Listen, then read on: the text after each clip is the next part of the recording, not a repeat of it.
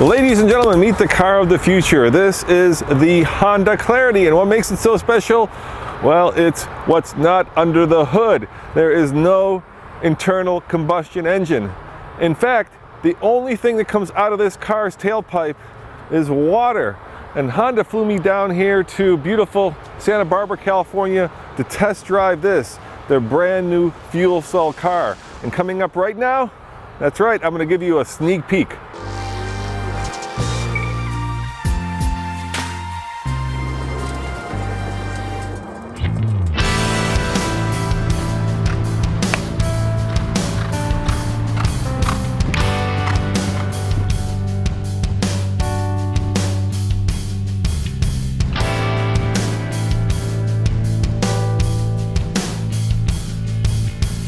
So I'm super excited to be behind the wheel of a fuel cell car, and that's because I love new technology. And this is the technology that they use in spaceships. This is the technology that was promised to me as a kid watching the Jetsons and flying cars. Of course, we don't have flying cars, but we do have a car that is powered by hydrogen that puts nothing out the tailpipe but water. So while there's an embargo, I can't tell you how it drives, but listen to how it drives when I floor it. Oh yeah. And there you have it.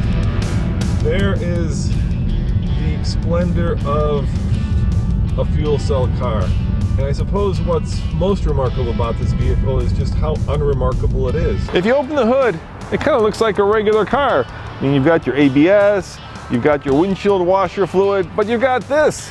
And that's what makes it so unique. It's a fuel cell. This car takes hydrogen, converts it to electricity, and nothing but water comes out the tailpipe. The electricity is used to both power the front wheels and charge up a battery, which of course then is also used to power the front wheels.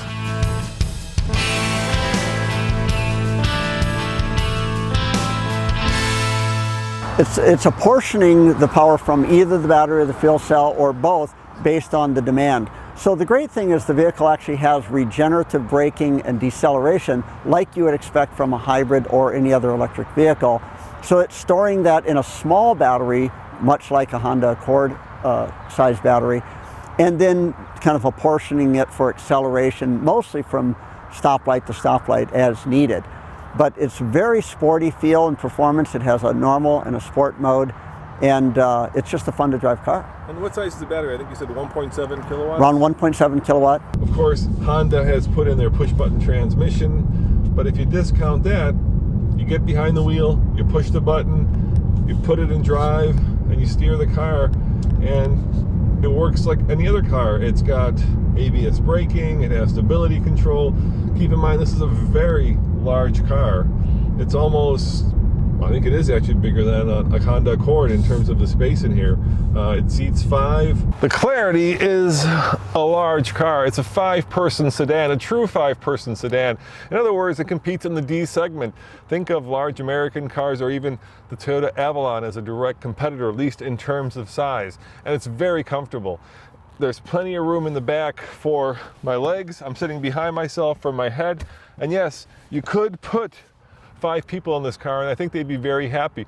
What you can't do though, and that's because all the hydrogen fuel tanks, well, there's 2 of them, are right back here, is actually fold the seats down. But Honda has thought of that because they've added a clever little window in the back of the car to help you see out the back.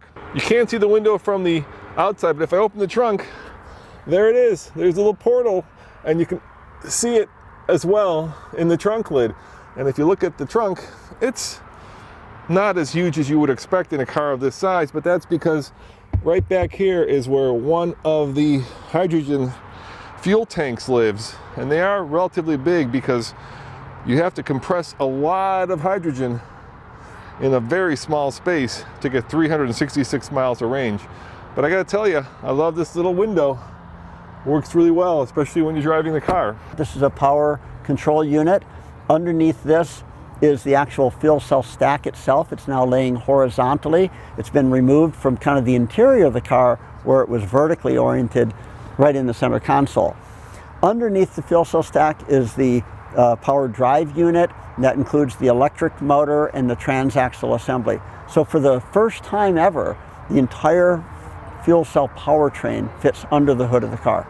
Why do you still have a 12-volt battery? Why not just use a fuel cell to power the auxiliaries? Yeah, there is a high voltage battery, but really, you know, you still have 12-volt lighting, radio, audio systems, heat and things like that, and they still require 12 volts. It's kind of that small battery to let the systems do an ECU check and then boot up. Instead of filling it up with gasoline, you fill it up with hydrogen. Fortunately, hydrogen is a little bit expensive, so let me show you right now what it's like to fill this car up, because I think that's probably one of the biggest issues with fuel cell car, and that's the cost of hydrogen. So you're looking at about $100 to fill up. Yeah, around $80. Around $80 to fill up. My math is not good, sorry. But what is great about this vehicle is the first ones that are being sold are actually a lease. Yeah. And you get up to $15,000 worth of fuel on the lease, yeah. And how does that work? Do you get a card with it, or how do you? Yeah, you get a debit type card. Okay. That's only good at the fueling stations. You can't go take it to Nordstrom's and say, "Hey, I want some." So we just put in 1.18 kilograms, and we paid $19.50. First of all, the styling design includes aerodynamics built in for a more efficient vehicle. But what we have is these air curtains. Air comes in through here, and it comes out through these ports right here and creates a curtain of air to eliminate turbulence. Turbulence would make for greater drag. But this car actually has them front and rear. Here's a functional vent inside the rear door. And that vent outlet is here. So that does the same thing, is it creates an air curtain here for greater aerodynamic efficiency, longer range, and better fuel economy. Let's get some numbers out there right now. If you want to get this car, it's available right now in California, but there's a wait. Each dealership, and there's 12 of them that will lease this car for $369 a month on a 36-month lease. And in case you're wondering, if you want to lease a Clarity here in California, there are only 3 color choices: red, white, and black. I think that one big question that people are always going to wonder about is, why go to the trouble of having a fuel cell, right? You can generate electricity, and then you can turn that electricity into a storable form like in a battery and then power the car. So this seems to put an extra step between that, right? So you're generating hydrogen, which is then converted to electricity, which then powers the car. So are you, I guess, using more energy to create the hydrogen than you are saving by being in this car? Well, what we end up with here is a very efficient vehicle. Yes. So just from that mile per gallon equivalent standpoint, this is coming in at 69 mile per gallon equivalent. Are you using more energy to create the hydrogen than you are actually getting, value from actually using it to power the car? Let's just say, we can all strive for perfection, right? And perfection would be something as simple as, having solar panels on your home and then charging your car directly from that. Sure. But that's not the norm for the masses. So what we get with fuel cell is slightly less efficiency, but far more than a similar size gasoline vehicle. So there's no question we get very significant carbon CO2 reduction gains. It's still a zero emission vehicle, no matter how you slice it. But what you get is the convenience of long range, EPA certified at 366 miles, which is the longest range zero emission vehicle in the United States. And you get 3 to 5 minute refueling. So convenience matters. This type of powertrain can really replace internal combustion. To me, one of the best features of this car is the interior. It's more of an Acura actually than a Honda. They've moved everything upscale. It's expensive, it's stylish, it's very horizontal, it's very driver centric, it's easy to operate. All right, I'm not a huge fan of the push button transmission, and I'm not a huge fan of the fact that there's no volume knob on the radio. But if you just look at the design of the interior of this car, I wish the same people who had done the interior had also worked on the exterior. To be honest, I think you're trying a little too hard. To me, this does not say future car or fuel cell car. There's just way too much going on with the design language. All kinds of curves and angles in the front, and that's multiplied tenfold in the back. If you want a car to be modern and sleek and swoopy, it should be just that, modern, sleek, and swoopy. Somehow, all of this design is just way over the top, and to my eyes at least, way too much. I was talking some of the GM guys, and you have a partnership with GM on one of the fuel cells, and they have a Colorado that is a pickup truck that's powered by hydrogen fuel cell, and they can also turn that fuel cell into a generator, in essence, powering your house. That's right. Does this have that same ability?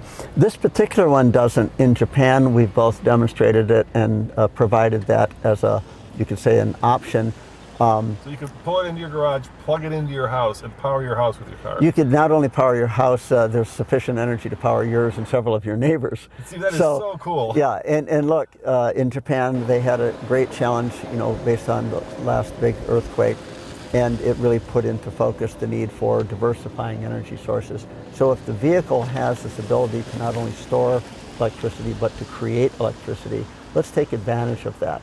So by plugging in kind of an inverter, you can output that for your home, for business, for all kinds of uses. Yeah, it's way cool, and you could, create a cool drink for yourself for lunch. Well, let's put it this way.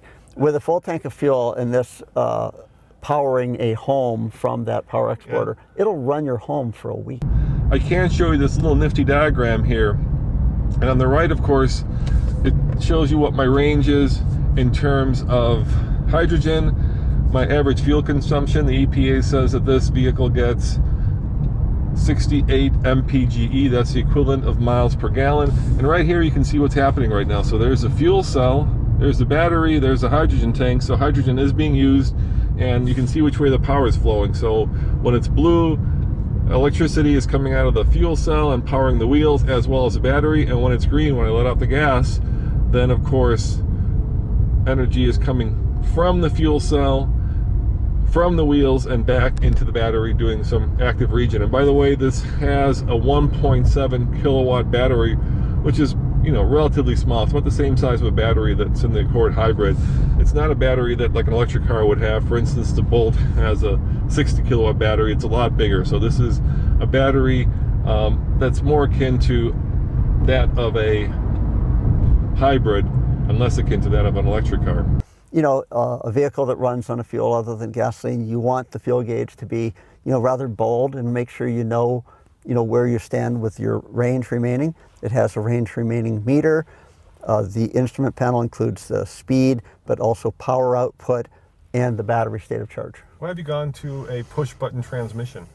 It's really, electronic controls eliminate kind of mechanical things. Certainly with the powertrain up front, we can do with electronics today what used to require bell cranks and mechanical pieces.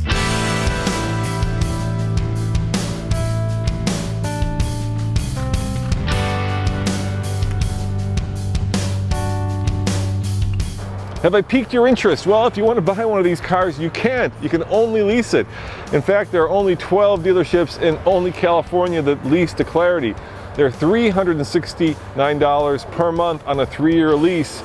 And for that, you get 20,000 miles of usage every year. And best of all, and this is why there are 100 people lined up at every dealership to lease one of these, Honda will pay for the cost of your fuel. And as you've seen, fuel is very expensive. That to me is a no-brainer. I'd love to lease one of these and have the manufacturer pay for my hydrogen, especially at about $80 or maybe even $90 a fill-up. And of course, guys, the water that comes out is kind of like distilled water. There's no minerals in it. It's just pure water. Yeah, a lot of people talk about drinking the water, but we don't recommend it. You should get your water from the tap. But NASA did in space from the fuel cells that they used. And of course, they just added minerals. Yeah, that's the cool thing about this car. It's when I grew up, I watched the Jetsons, right? And that was the future. And this is as close to a futuristic car as I'm going to get until there are drones that actually fly, right? Drone cars. This is as cool as it really gets. What's your favorite feature of the car? That's always my softball question. Well, look, I think this is a great package. It's really brought a package of interior space, great style and design, very long range, to zero emission transportation. So sustainable transportation can really be done with no compromises. Now keep in mind, this is only a sneak peek, and when the embargo lifts, I will have a complete driving review of this car versus a Toyota Mirai, and that is coming up next week. As always, this is Roman saying click over here for some more great TFL reviews, and thanks for watching.